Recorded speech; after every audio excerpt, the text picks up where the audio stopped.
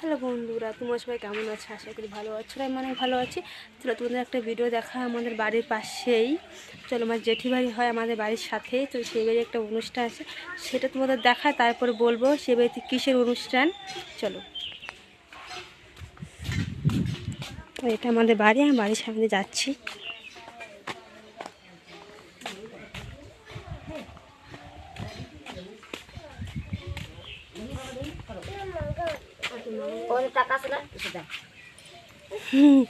দাঁত ফাঁকা দেখা যায়।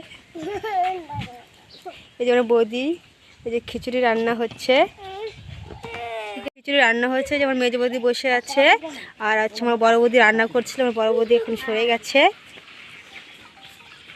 এই যে আমার বড় বৌদি বসছে, আমার বৌদি জাল দিয়ে দিচ্ছে।